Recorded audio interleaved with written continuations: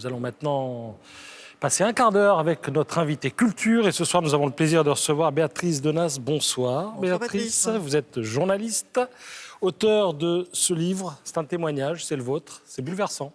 Merci. Intitulé « Ce corps n'était pas le mien, histoire d'une transition tant attendue ». J'insiste sur le tant attendu parce que, en fait, cette transition, vous l'avez attendue 60 ans. Hein. C'est un livre sur la transidentité dont vous dites que ce n'est pas une lubie, ce n'est pas un caprice, non, c'est quelque chose qui est en vous. Et vous l'avez senti très jeune, aussi loin qu'il vous suivienne, c'est-à-dire dès 5 ans, en fait. Oui, tout à fait. En fait, et c'est amusant parce qu'on se dit, bon, on oublie finalement peut-être sa prime enfance, mais non, moi, ça m'a vraiment marqué. Et j'arrive vraiment à dire, c'est en effet vers 4, 5, 6 ans, notamment quand je suis rentré à l'école primaire, surtout, là, je m'en souviens très très bien. En plus, c'était une école mixte, ce qui était plutôt rare dans les années 60. Et de fait, j'étais très mal avec les garçons notamment, qui se battaient. Et alors qu'avec mes copines, les filles, en fait, je me sentais vraiment à l'aise. Alors, je me faisais moquer de moi parce que c'était bouh, il est amoureux. En fait, non, vous recherchiez la compagnie des filles. En fait, c'était la compagnie et c'était un effet miroir. En quelque sorte. Exactement. Moi, je les enviais en fait déjà à cet âge-là. Et ça, je m'en souviens vraiment parfaitement. Et comme j'étais mal, en fait, j'ai sombré dans une mélancolie pendant des années, une hyper-timidité. Parce qu'en effet, il y avait vraiment, et c'est ça la transidentité, sauf qu'à ce moment-là, je ne pouvais pas mettre de mots, c'est le problème de l'inadéquation entre l'esprit, qui est féminin, pour moi en tout cas, et mon corps qui était masculin et que je détestais en fait. Puis ça nous renvoie aussi à une époque où c'était tabou, quoi. Vous ne pouvez pas, à l'époque, alors que vous ressentez ça au plus profond de vous-même, vous ne pouvez pas vous en ouvrir, et certainement pas auprès des parents. C'est vrai qu'à l'époque, on ne peut pas l'en vouloir, hein, c'est aussi l'époque qui voulait que les parents... Oui, c'est l'époque qui est comme ça. Alors c'est vrai que j'avais une maman qui était formidable, vraiment très proche de ses 2 enfants, dont moi, et qui avait d'ailleurs, je pense, senti qu'il y avait quelque chose qui ne me collait pas, parce qu'elle m'a vraiment aidé à essayer de vouloir m'en sortir de ce renfermement, en fait. Mais l'époque, c'est vrai qu'on ne parlait pas, on ne se confiait pas vraiment... Et en plus, surtout le problème, c'est que je ne comprenais pas ce qui m'arrivait, en fait.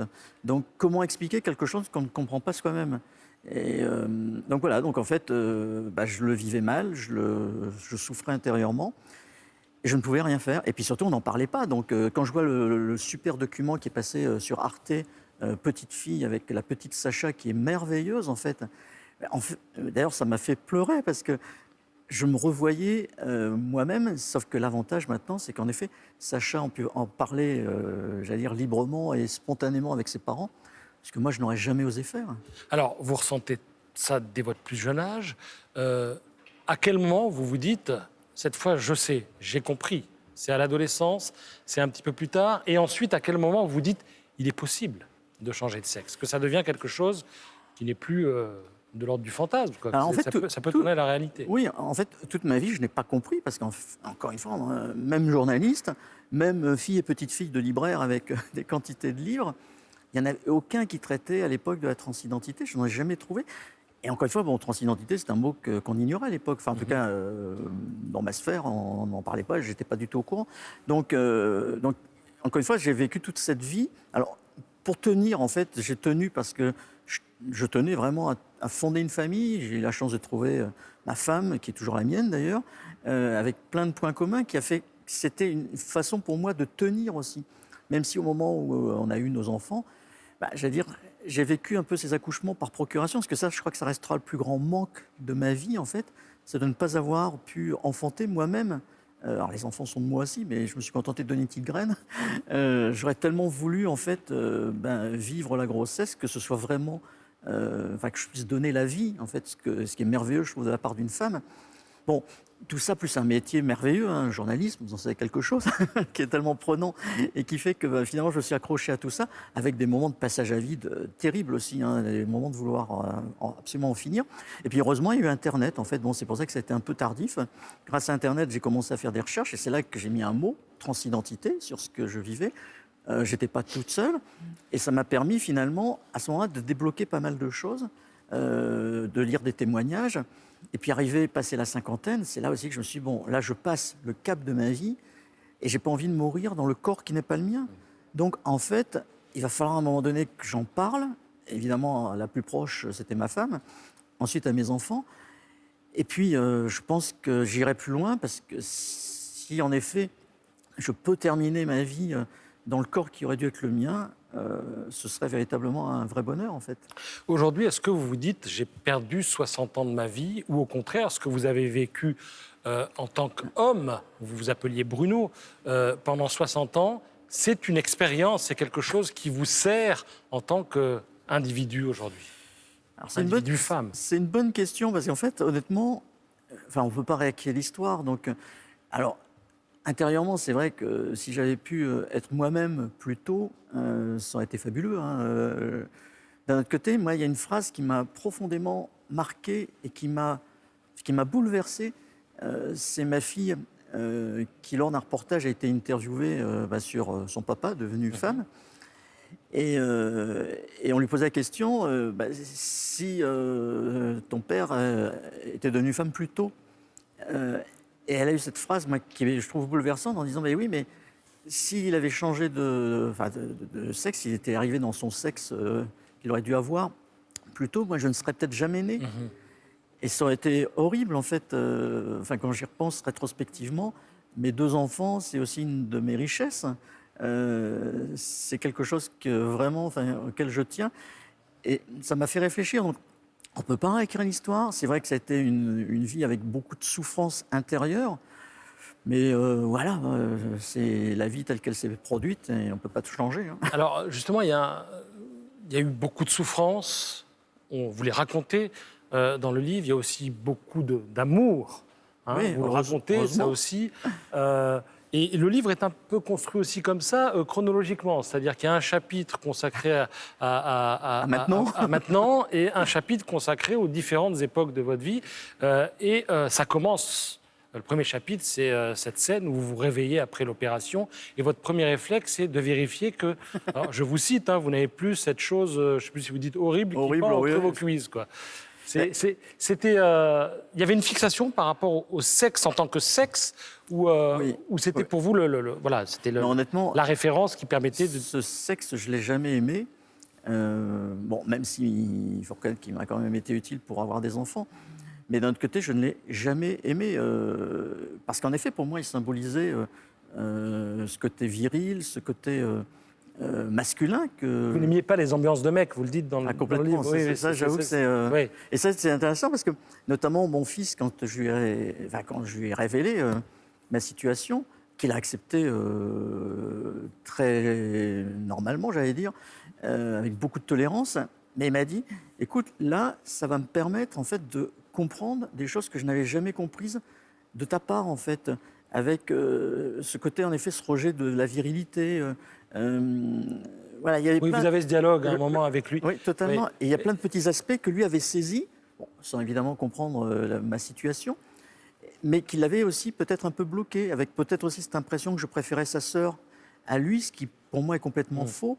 Mais je comprends que lui, il l'ait ressenti comme ça, parce que c'est vrai que le père représente beaucoup aussi pour le fils. Et là, d'un seul coup, il y a des choses qu'il n'avait pas comprises, qu'il avait saisies. Comme quoi, de toute façon, les enfants saisissent toujours beaucoup de choses, même dans les non-dits. Et là, d'un seul coup, ça s'éclairait. Donc, c'était fabuleux pour lui, en fait. J'ai une question. Alors, vous m'arrêtez si elle est indiscrète. On passe à la question suivante. Mais à partir du moment où vous changez de sexe, et vous avez parlé de votre épouse, votre femme, qui s'appelle Christine, avec qui vous êtes toujours. Oui, bien sûr. Qui était fabuleuse. Alors, je sais que la sexualité, c'est un champ infini des possibles, mais quelque part, vous lui imposez un changement de sexualité aussi à elle. Est-ce que ça a été un sujet entre vous, sans entrer dans les détails, ou ça n'a pas été un sujet? Alors, je n'entrerai pas dans les détails. Non, bien sûr, mais... Je dirais simplement qu'en fait, comme elle m'a dit, en fait, on est un couple bizarre. Oui, elle vous dit on s'est même marié pour le meilleur et pour le pire. Et vous dites merci pour le pire. Voilà, exactement. Ça m'a beaucoup fait rire quand même si ça m'a fait réfléchir aussi. Ouais. Mais voilà, je pense qu'on a toujours eu beaucoup de tendresse. Oui, ce que je disais, la sexualité, c'est un champ infini. L'un pour l'autre et maintenant l'une pour l'autre. Donc de ce point de vue-là, cette tendresse n'a pas changé. Bon, après, en effet, il y a des choses qui changent. Mais Tout le monde s'en accommode, quoi. On s'en accommode. Maintenant, comme on dit, on est deux copines. On reste mariés parce que ça aussi, c'est un des avantages du mariage pour tous, c'est qu'avant, quand on était transidentitaire, on était obligé de divorcer puisqu'on changeait de sexe. Maintenant, ça ne pose plus aucun problème, donc on reste mariés. Mais donc voilà, en fait, c'est un couple différent, mais qui reste uni. Et je pense que pour moi, c'est le principal. Alors, Béatrice, souvent, à notre invité, le soir, on montre des photos. Si ça vous inspire, on en dit un mot. Et puis, si ça ne vous inspire pas, on passe à la photo suivante. Eh ben, allons-y. Allons-y. Première photo. Ça, c'est vous. Alors ça, c'est moi, oui, j'avais 2 ans. Quel regard vous portez sur, moi, j'adore cet enfant? Franchement, j'adore cette photo parce qu'en fait, c'est une photo qui, pour moi, symbolise en fait ce que j'étais déjà quand j'étais petit, j'allais dire petite. Parce qu'en fait, pour moi, d'ailleurs, quand je la montre, cette photo à des amis, on me dit « Oh, la jolie petite fille !» Et ça me touche parce que je me dis « Ah, finalement, je ressemblais déjà à une fille. » C'était en vous. Donc, voilà, bon, tout ça, évidemment. Puis après, il y en a qui me cassaient tout ça, me disent bah, « Oui, mais de toute façon, tous les enfants, on ne sait jamais trop si ça ressemble à un petit garçon, une petite fille. » D'accord, bon. Mais pour là, moi... c'est vrai qu'on voit plus une petite fille. Voilà, pour moi, j'aime beaucoup cette photo. Voilà, c'est pour moi la petite fille que j'aurais dû être. Deuxième photo. Vous connaissez bien ce bâtiment, vous y avez passé oui. l'essentiel de votre vie professionnelle. Exactement. C'est compliqué quand on... Enfin, oui, non, ça ne doit pas être simple, mais un jour, vous annoncez à vos collègues... Alors non, justement, parce que c'est ça, en fait, la situation. Mais ils ont été formidables. Alors, ils ont été formidables, sauf que, en fait, je n'ai pas eu le courage de le faire pendant que je travaillais. Oui, et c'est pour ça que je suis parti, en fait, à la retraite, ce qui a étonné beaucoup de monde, parce que j'étais médiateur des antennes de Radio France. C'est certainement le poste que j'ai préféré. Enfin, j'ai adoré tous les postes. J'ai dû en faire à peu près une bonne douzaine au sein de Radio France. Et c'était le poste que je préférais. Sauf que je m'étais dit, jamais je n'aurais le courage, parce que rien n'était prévu à l'époque à Radio France. Maintenant, depuis que je l'ai annoncé, en fait, Sybille Veil, la présidente, a mis en place un référent, donc ça se passerait vraiment très bien. Sauf que moi, vous imaginez, du jour au lendemain, je suis le médiateur, le lendemain, la médiatrice. C'était inimaginable, je n'avais pas le courage de le faire. Donc je suis parti dès que je pouvais à la retraite, avec ce regret de quitter ce beau poste que j'adorais, mais avec ensuite des réactions qui ont été formidables. Mais en fait, après, je l'ai annoncé à tout le monde. Et alors, j'ai eu des centaines de mails bienveillants, sympathiques, adorables. Et puis, je suis retourné faire des conférences à Radio France. Donc, merci 1000 fois, Béatrice Denas. Merci, Béatrice. Ce corps n'était pas le mien. On pourrait en discuter pendant des heures encore. Il y a beaucoup de choses dans ce livre. Énormément d'émotions, énormément d'amour. Il y a beaucoup de choses à apprendre aussi. C'est aux éditions First.